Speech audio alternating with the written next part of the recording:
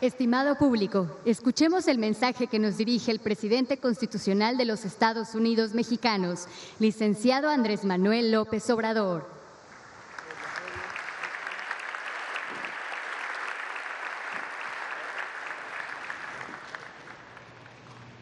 Amigas, amigos, participantes en esta convención bancaria, me da mucho gusto estar con ustedes en estos momentos para compartir reflexiones y puntos de vista.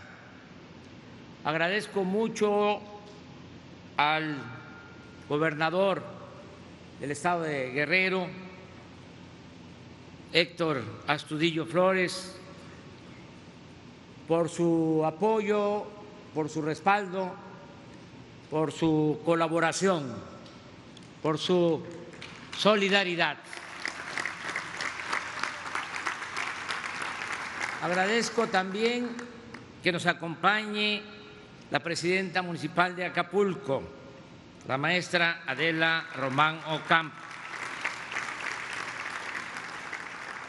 Y desde luego celebro participar en esta convención que está dirigida por Luis Niño de Rivera, presidente de la Asociación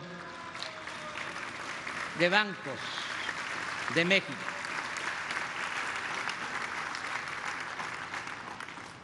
Empiezo con lo que al final subrayó Luis acerca de enfrentar momentos difíciles de adversidad con unidad.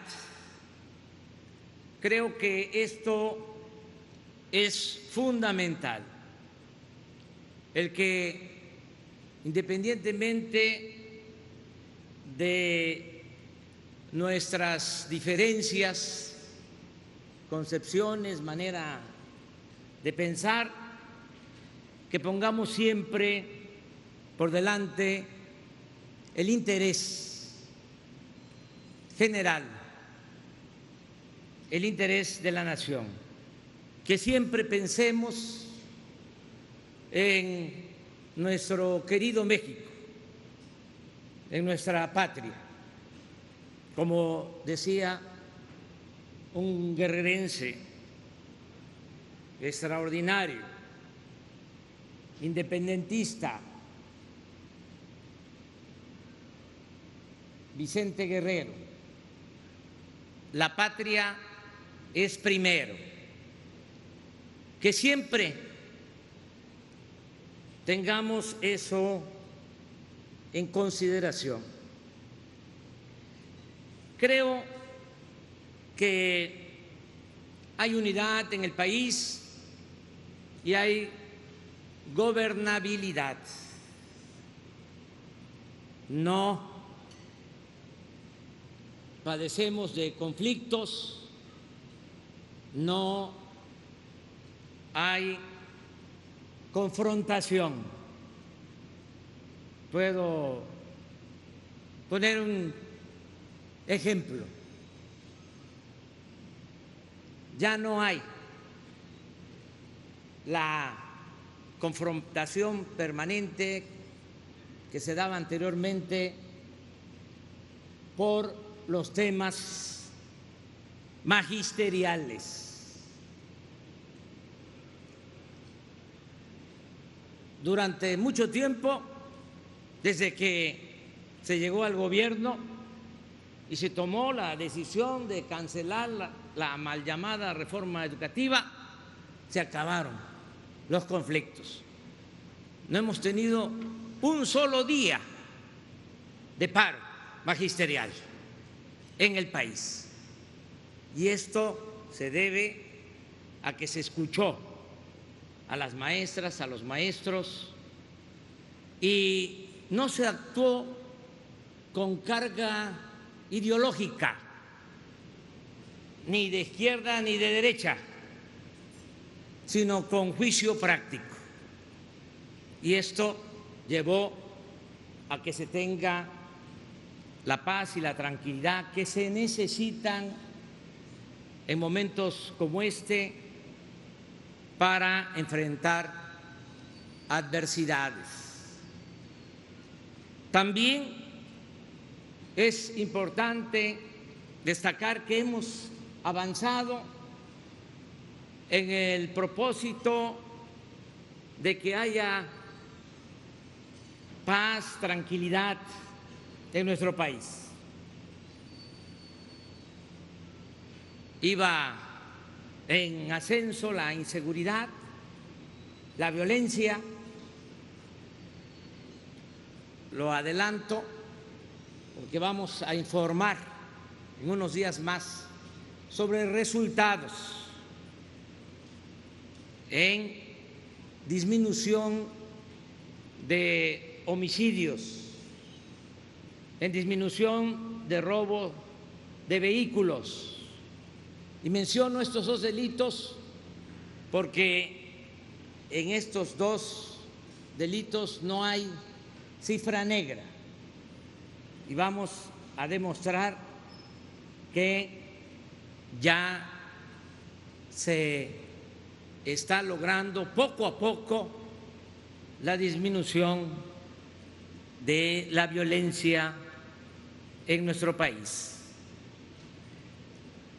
¿Por qué vamos a poder enfrentar el flagelo de la violencia?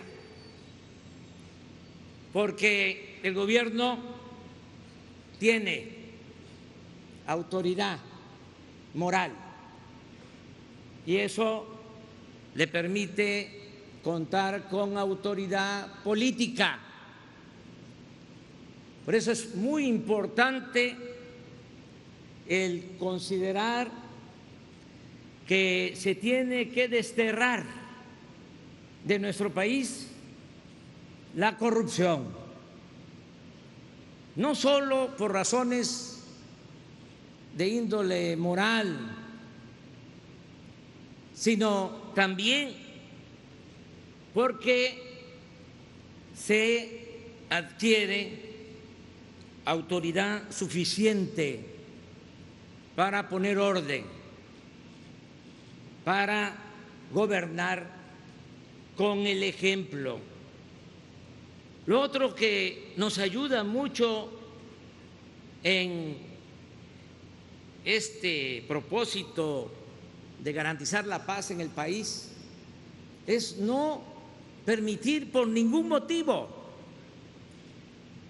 la impunidad. Cero impunidad. Imagínense qué se puede hacer si la delincuencia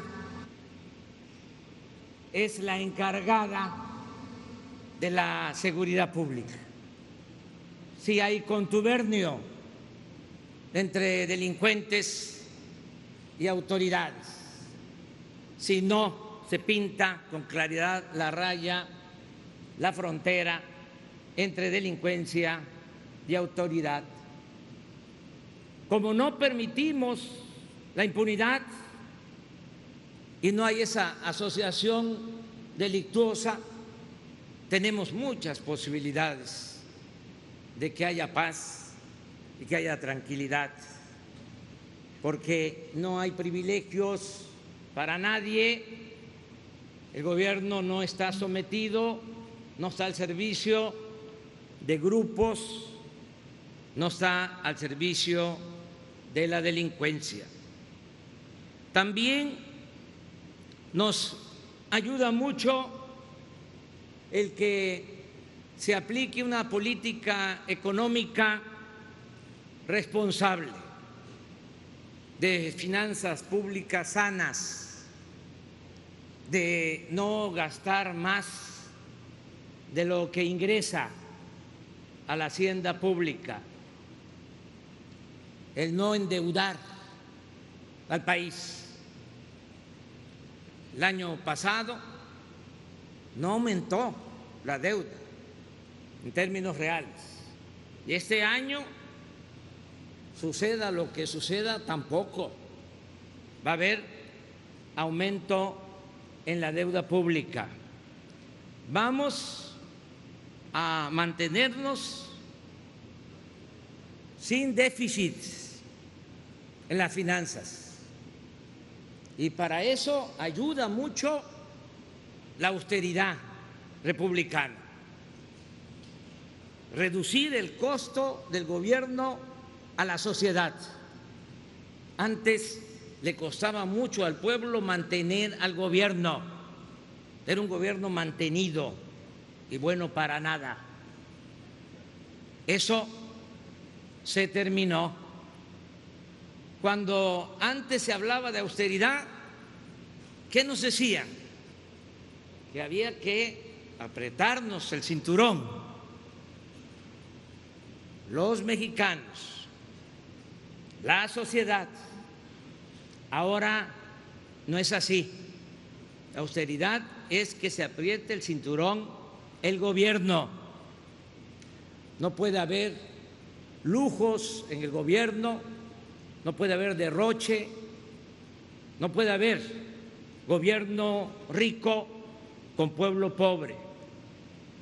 Por eso tenemos finanzas públicas sanas y también vamos a seguir respetando cabalmente la autonomía del Banco de México para que actúen con independencia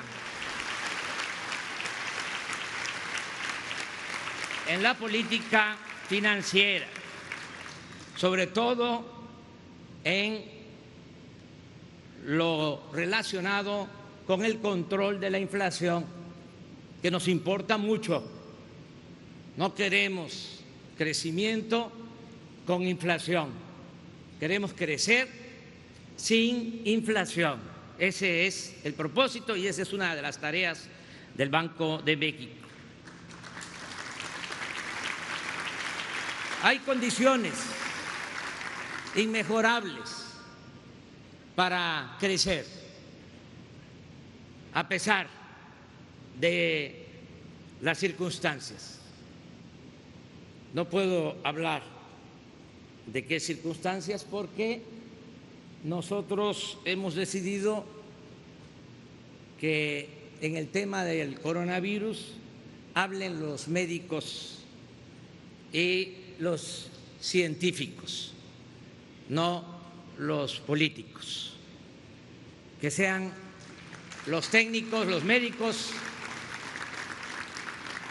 los científicos los que nos informen, para que no se exagere ni se disminuya los efectos de esta epidemia.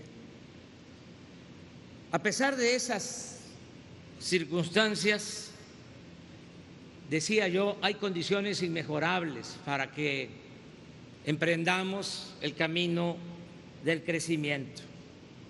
Hoy, por ejemplo, se aprobó en Canadá el Tratado de Libre Comercio, tanto en la Cámara de Diputados como en la Cámara de Senadores. Esto es muy importante porque hay una tendencia al aislamiento en algunos países del mundo y nosotros nos estamos integrando con la economía, con el mercado más importante del planeta y llevamos muy buenas relaciones tanto con el gobierno de Canadá como con el gobierno de Estados Unidos. Hay una relación de respeto mutuo que vamos a mantener. También es importante tomar en cuenta que hay estabilidad, hay paz, porque se está atendiendo al pueblo y en especial a la gente más necesitada. Hace unos días se aprobó en la Cámara de Diputados una reforma al artículo 4 de la Constitución para elevar a rango constitucional el derecho de los adultos mayores a una pensión justa. Se aprobó también que todas las niñas, niños pobres con discapacidad tengan una pensión. Se aprobó que todos los estudiantes de familias de escasos recursos económicos tengan derecho a recibir una beca, y se aprobó que en nuestro país se va a garantizar el derecho a la salud, atención médica y medicamentos gratuitos. Es algo que ya se viene llevando a cabo, pero era muy importante que quedara establecido en la Constitución. Ya va a ser muy difícil que se dé marcha atrás a este cambio, porque se necesitan 2/3 partes de los votos, y no creo que se vuelvan a presentar situaciones para que haya retroceso en lo que tiene que ver con el bienestar de nuestro pueblo. Va a ayudar mucho el que esté establecido en la ley, pero comentaba que estas acciones ya se están llevando a cabo. Este año se están entregando y significan un monto total de 500,000 millones de pesos los que se dispersan en beneficio de la gente más pobre, más necesitada de nuestro país. 500,000 millones de pesos que se están entregando de manera directa. Les explico que son como 130,000 millones las pensiones para más de 8 millones de adultos mayores, que son como 70,000 millones las becas para 11 millones de estudiantes, como 35 millones las pensiones para niñas, niños con discapacidad, y alrededor de 230,000 millones para la salud. Bueno, ¿por qué hablo de esto? Porque necesitamos que los bancos tengan sucursales en todo el territorio nacional. Hay ese potencial, lo decía ahora Luis, de las cerca de 2.500 cabeceras municipales, según sus datos, hay cerca de 500 cabeceras municipales en donde no hay una sucursal bancaria. Bueno, estos recursos queremos dispersarlos con tarjetas. Estamos hablando de 500,000 millones, pero va a crecer esta cantidad, porque si logramos consolidar una infraestructura bancaria de carácter nacional, que tenga presencia en todo el territorio, pues vamos a dispersar por esas sucursales ubicadas en las comunidades más apartadas las nóminas para el pago de maestros, para el pago de los trabajadores de salud. Entonces, ¿por qué trato este tema? Porque queremos que así como el Banco del Bienestar va a construir, ya iniciaron la construcción de 2.700 sucursales en todo el territorio nacional, así la banca privada pueda crear estas sucursales. Y si hay un acuerdo de crear estas sucursales en comunidades apartadas que van a tener asegurado la dispersión, podemos ayudar para que esas sucursales siempre manejen recursos del gobierno destinados al bienestar de la gente y que estas sucursales puedan ser en lo mínimo autosuficientes, cobrar comisiones razonables e ir ocupando el 90% del territorio nacional que no tiene servicios bancarios. 90% del territorio nacional, donde hay un gran potencial económico y social para el corto, el mediano plazo, hacia el futuro. Pero además, con esta acción, la banca tendría el distintivo de la dimensión social. Eso yo lo pongo a consideración de ustedes, de que podamos llegar a un acuerdo y nosotros ayudar para que se amplíe la infraestructura bancaria en nuestro país.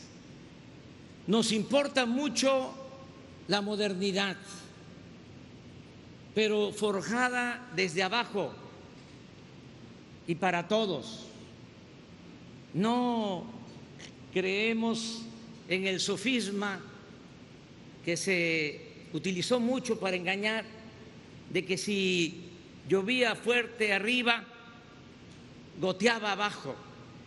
La riqueza no es permeable, no es contagiosa. No puedo hablar de lo otro. Se necesita promover la distribución de la riqueza. Así como no se puede distribuir lo que no se tiene, y por eso es importante crear la riqueza, así también hay que crear la riqueza y distribuirla, porque si no, no se puede vivir. Está demostrado que en las sociedades, en los gobiernos donde solo se piensa en la acumulación de la riqueza arriba, más temprano que tarde se desatan conflictos, hay inestabilidad,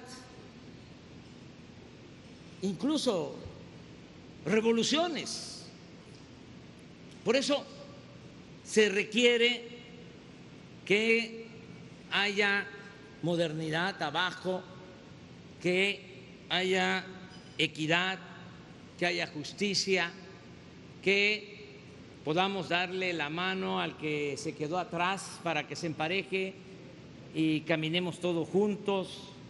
Y ustedes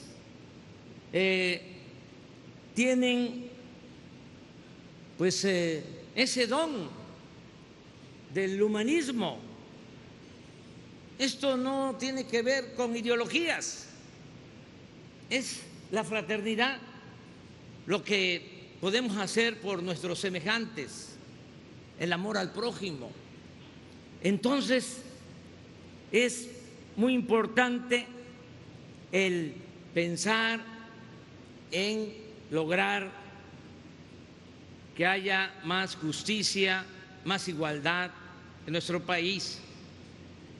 Y quiero decirles que en este propósito de apoyar la economía desde abajo, la economía popular, la economía familiar, ha resultado un gran aliento el que estén creciendo las remesas, lo que envían nuestros paisanos a sus familiares en México. Lo mencionó Luis, el año pasado récord, 36,000 millones de dólares. Y ese dinero llega a las comunidades más apartadas, comunidades pequeñas. Y esa cantidad de recursos, que es la principal fuente de ingresos que tiene nuestro país. Por eso hablo de que nuestros paisanos son héroes vivientes, que merecen todo nuestro reconocimiento, todo nuestro apoyo, toda nuestra protección. Los migrantes mexicanos, los que por necesidad tuvieron que irse a buscarse la vida del otro lado de la frontera. Bueno, esas remesas, junto con los ingresos, el presupuesto de los programas de bienestar, están abajo, reactivando la economía. Y eso da mucha paz y da mucha tranquilidad. No olvidemos que la paz y la tranquilidad son frutos de la justicia. Esa economía tenemos que seguirla apoyando. Hace un año, en esta convención, hablé del tema de las remesas y señalé que pedía yo la cooperación, el apoyo para bajar el monto de las comisiones, para que le rindiera más el dinero a los familiares de los migrantes. Hice un estudio, mejor dicho, instruí al Procurador Federal del Consumidor que llevara a cabo un seguimiento de cómo se comportaban los cobros de comisiones, tomando en consideración una serie de factores, no solo el cobro de la comisión, sino cómo se pagaba el dólar y otra serie de elementos. Y quiero decir aquí, no voy a hablar de los que cobran más comisiones, no tiene sentido, estamos hablando de la unidad. Vamos a hablar de los que se portaron mejor o el que se portó mejor, de acuerdo a este estudio que tiene un sustento técnico. Según la Procuraduría Federal del Consumidor, la mejor opción en el mercado de las remesas este año fue el Grupo Financiero Banorte.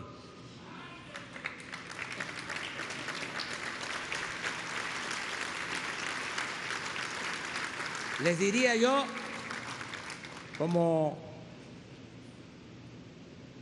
le dijo una vez Mutis al Gabo, a García Márquez, que le entregó el libro de Juan Rulfo, Pedro Páramo. Todavía no era Gabo lo que llegó a ser, el gran escritor. Le dijo Mutis, le entregó el libro de Juan Rulfo, de Pedro Páramo. Le dijo, tenga para que aprenda. Así les diría yo, con todo respeto.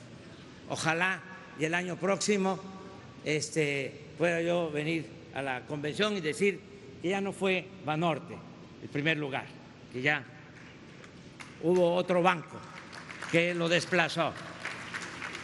Y que yo pueda decir que no solo fue un banco, sino 2 o 3. Termino diciéndoles, amigas, amigos, banqueras, banqueros, termino diciéndoles que no van a cambiar las reglas del juego, para decirlo de manera coloquial. No va a haber ninguna reforma promovida por el Ejecutivo que afecte a la banca de México y la banca que trabaja en nuestro país. Vamos a mantener el mismo marco legal.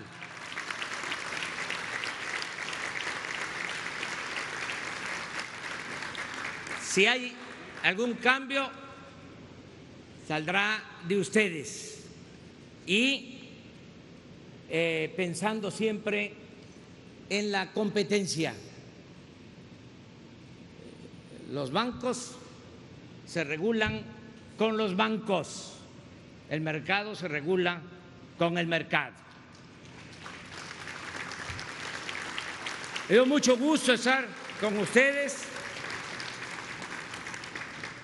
Ahora sí les pido que se pongan de pie, porque es para mí un gusto declarar formalmente clausurada esta convención bancaria denominada Prosperidad para Todos en la era digital, siendo las 17 horas del día 13 de marzo del 2020. Estoy seguro que los trabajos y compromisos derivados de esta convención beneficiarán a todas y a todos los mexicanos. Enhorabuena y muchas felicidades.